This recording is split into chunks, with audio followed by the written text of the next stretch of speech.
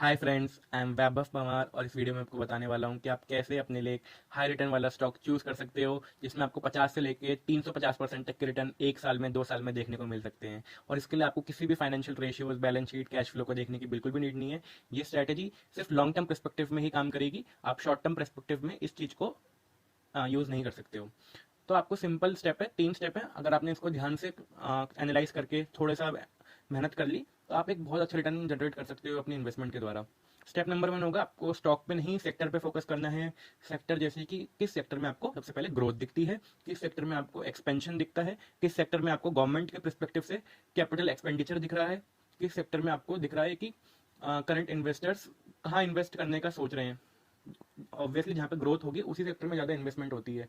And global news के द्वारा कौन सी न्यूज़ किस सेक्टर को इफेक्ट कर सकती है उसको ध्यान में रखते हुए, या बिजनेस मॉडल के हिसाब से, कहीं हर कंट्री के बिजनेस मॉडल के हिसाब से आपको ध्यान रखना है कि किस सेक्टर में आपको ग्रोथ देखने को मिल सकती है। कुछ एग्जांपल्स अगर मैं दूंगा तो जैसे कि अगर हम सीधा सीधा अगर हम ये देखें कि पैसा कहाँ डल रहा है ज़्यादा, या कैपेक्स रेट को देखते हुए अगर किसी सेक्टर को चूज करें तो हम देख सकते हैं 7,000 करोड़ का कैपेक्स रेट है, कैपिटल एक्सपेंडिचर रेट है केमिकल सेक्टर में। अगर हम इंडियन गवर्नमेंट के परस्पेक्टिव से देखें तो इंडियन गवर्नमेंट जो हमारी है वो डिफेंस सेक्टर में, अगर हम बजट को देखें तो डिफेंस सेक्टर में और इंफ्रास्ट्रक्चर में काफ़ी ज़्यादा कैपिटल एक्सपेंडिचर करती है। अगर हम क्या बोलते हैं ग्रोथ के परस्पेक्टिव से देखें, हमें फ्यूचर में ग्रोथ किस सेक्टर में दिखती है तो वो रिन्यूएबल एनर्जी, ग्रीन एनर्जी, इन सब टाइप के सेक्टर में हमें ग्रोथ देखने को मिलेगी। कोई बता देगा कि हाँ फ्यूचर क्या बोलते हैं हमारा रिन्यूएबल एनर्जी का है। अगर हम क्या बोलते हैं देखें कि बिजनेस मॉडल के हिसाब से कौन से बिजनेस चलते हैं कौन से बिजनेस नहीं चलते हैं, तो पहले के टाइम पे लोग बैंकिंग सेक्टर में इन्वेस्ट करना पसंद नहीं करते थे, थोड़ा घपलेबाजी हो जाती थी, स्कैम हो जाते थे। बट करंट आरबीआई की जब से पॉलिसी स्ट्रांग होती गई वैसे बैंकिंग सेक्टर भी धीरे धीरे करके स्ट्रांग होते गए और हाई रिटर्न्स देने लग गए। करंट बेसिस पे बैंक निफ्टी ने अपना भी ऑल टाइम हाई ब्रेक किया। तो ये सब चीज़ें हम इंडेक्स को भी देख के एनालाइज कर सकते हैं कि कौन सा सेक्टर अच्छा है, फार्मा का सेक्टर अच्छा है, केमिकल का सेक्टर अच्छा है, या मेटल का सेक्टर अच्छा है। डॉलर को देख के एनालाइज कर सकते हैं कि इन्वर्सली प्रोपोर्शनल होता है डॉलर का प्राइस और मेटल का प्राइस। अगर डॉलर नीचे गिरता है तो मेटल का प्राइस हमेशा बढ़ता है। इन सब चीज़ों को आप देख सकते हैं कौन सी इंडस्ट्री प्रॉफिटेबल हो सकती है, ग्रोथ दिखा सकती है। जैसे कि इंडिया में जनरली जो एयरलाइंस के बिजनेस होते हैं वो इतने नहीं चलते हैं, क्योंकि इंडियंस की मेंटालिटी ये होती है कि आप वो चीप से चीप टिकट बुक कर पाएं। पहले उनको कंफर्ट से मतलब नहीं होता कि सर्विस से मतलब नहीं होता। जनरली जो इंडियंस की जो एक मेंटालिटी होती है उनको ये होता है कि सस्ती सस्ती टिकट मिले। और जनरली थोड़ा सा पैसे लगने वाला बिजनेस होता है एयरलाइन का। एयरलाइन के जो स्टाफ होता है, एक एरोस्पेस के इंजीनियर का जो पैसा लगता है, पायलट में जो पैसा लगता है उनको देने का, तो कहीं ना कहीं जो एयरलाइंस का बिजनेस होता है वो इतना प्रॉफिटेबल नहीं होता है। इसलिए हमने हमेशा से देखा हुआ है कि जो एयरलाइंस के बिजनेस होते हैं हमेशा ठप हो जाते हैं, दिवाले हो जाते हैं। अब हमें यही चीज देखनी है किस बिजनेस में हमें ग्रोथ दिखती है, कैपिटल एक्सपेंडिचर दिखता है, इन्वेस्टर्स का क्या मूड माहौल है, थोड़ा सा न्यूज को एनालाइज करके, पॉलिसीज जो आती है नई नई उनको एनालाइज करके हमें एक सेक्टर चूज कर लेना है। तो ये मेजर स्टेप है सेक्टर चूज करना। उसके बाद हमें देखना है हमें बड़ी कंपनी छोटी कंपनी किस टाइप की कंपनी में इन्वेस्ट करना है। तो मेरा जो आपको एक सलाह होगी कि वो ये होगी कि मिड कैप्स या स्मॉल कैप्स में इन्वेस्ट करो फॉर हाई रिटर्न्स। बेसिकली अगर आप देखो निफ्टी का इंडेक्स देखोगे तो उसमें साल दर साल 11% का रिटर्न देखने को मिलता है निफ्टी में। बट आप निफ्टी मिड कैप्स में देखोगे तो 30% का रिटर्न एक साल में देखने को मिलता है। तो जनरली आपको मिड कैप्स या स्मॉल कैप्स में इन्वेस्ट करो, और अच्छे सेक्टर में अगर आप मिड कैप और स्मॉल कैप में इन्वेस्ट करोगे तो आपको हाई रिटर्न देखने के लिए मिलेंगे, क्योंकि कंपनी ग्रोइंग स्टेज में होती है। मिड कैप्स की कंपनियां काफ़ी एक्सपीरियंस्ड होती हैं, उन्होंने अपना बुरा फेस, लॉसेस, सारे फेस देखे हुए होते हैं। इसलिए मिड कैप्स में इन्वेस्ट करना बहुत ज़्यादा अच्छा होता है। रिटर्न्स भी बहुत ज़्यादा अच्छे मिलते हैं, ग्रोथ के जो चांसेस होते हैं बहुत ज़्यादा होते हैं। इवन अगर आप इंडेक्स को भी देखोगे तो आपको देखने को मिलेगा 30% का रिटर्न। इवन वो इसलिए भी अच्छा होता है कि ट्रेडर्स को काफ़ी मिड कैप्स अट्रैक्ट करते हैं, वॉल्यूम ज़्यादा होता है, लिक्विडिटी ज़्यादा होती है शेयर्स में, तो मोमेंटम आता है शेयर्स में, तेज़ी से भागते हैं शेयर्स। ऑन अदर पर्पस क्या बोलते हैं, अगर हम देखें तो लार्ज कैप्स जो होते हैं वो भी रिटर्न्स देते हैं, बट इतने ज़्यादा रिटर्न्स नहीं होते, इतने हाई रिटर्न्स नहीं होते। वो इसलिए क्योंकि स्टॉक थोड़े ठंडे पड़ जाते हैं, कंसोलिडेट करने लग जाते हैं। उनका एक कंसोलिडेशन पीरियड आ जाता है, इतना कुछ लिक्विडिटी नहीं बची होती है। रिटर्न्स देते हैं, एफडी से रिटर्न ऑब्वियसली देंगे, बट आप इस वीडियो में हम बात कर रहे हैं हाई रिटर्न्स की। तो हाई रिटर्न्स में हमेशा मिड कैप और स्मॉल कैप्स को हमें फोकस में रखना है। थर्ड बहुत ईजी स्टेप है, हमें प्रोमोटर्स के होल्डिंग को चेक करना है। अगर शेयर होल्डिंग पैटर्न में अगर प्रोमोटर 60 से ज़्यादा अपने शेयर को होल्ड करता है और ईयरली बेसिस पे उसे होल्ड रखता है, या अपनी शेयर होल्डिंग को बढ़ाता है ईयरली या क्वार्टरली बेसिस पे, तो वो एक अच्छा साइन है। हम वहाँ पे उस स्टॉक को ग्रीन साइन देंगे।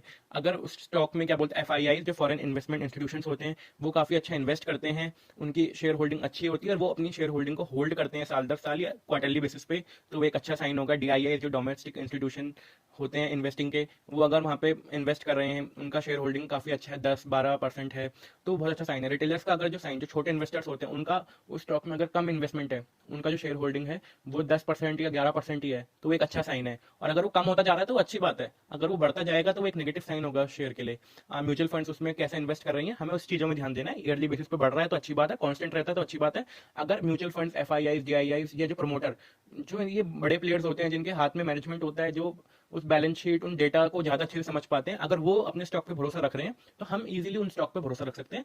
थर्ड, बेसिकली हमें प्रमोटर का बैकग्राउंड चेक कर लेना है, प्रमोटर का करंट गवर्नमेंट के साथ रिलेशनशिप कैसा है वो चीज एनालाइज कर लेनी है, और कॉर्पोरेट गवर्नेंस कैसी है। बस अगर हम ये सारी चीजें देख लें तो हम इजीली एक अच्छा स्टॉक फाइंड आउट कर लेंगे, क्योंकि प्रमोटर को देख के ही, प्रमोटर की अगर ग्रोथ मेंटालिटी है तो हमें उसके शेयर होल्डिंग पैटर्न से दिख जाती है। अगर प्रमोटर अपने शेयर को, अपनी कंपनी को अच्छे से उसके शेयर को होल्ड कर रहा है तो इसका मतलब कहीं ना कहीं शेयर बहुत अच्छा है। अगर उसने 78% या 80%, 85% तक अपने शेयर्स को होल्ड करा हुआ है तो शेयर ऑब्वियसली अच्छा है। अगर एफआईआई, फॉरेन इंस्टीट्यूशंस ने उस पर इन्वेस्ट कर रखा है तो वो बहुत अच्छी बात है।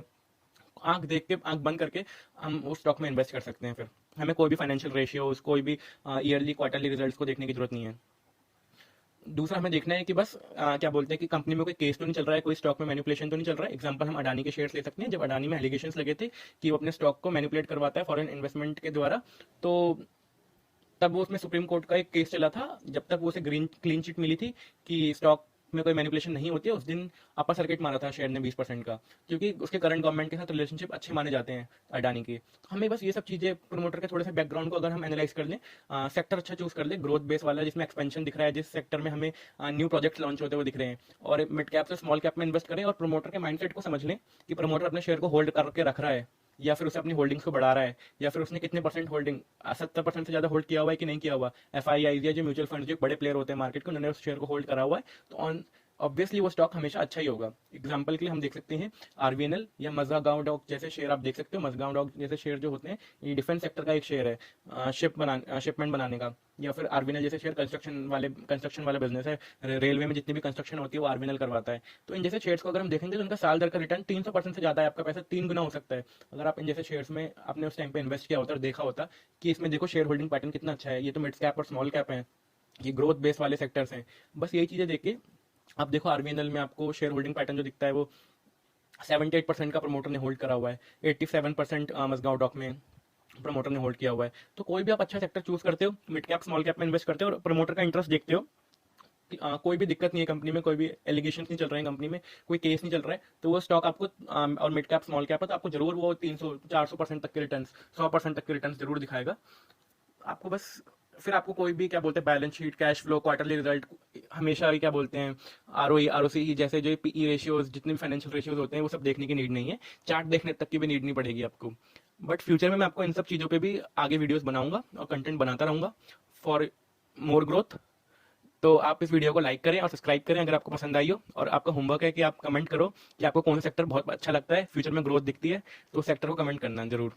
और इसी वे से कुछ अच्छे शेयर्स को फाइंड आउट करो और देखो कि पिछले साल में ऐसा ऐसा किन शेयर्स ने करा था, ये पैटर्न, ये जो 3 स्टेप है, किस शेयर ने फॉलो करे थे, किस सेक्टर में फॉलो हुए थे, और वो स्टॉक ने कितना रिटर्न दिया था। मैंने आपको 2 एग्जाम्पल दिए हैं, आप बाकी एग्जाम्पल भी ढूंढ सकते हो। Thank you.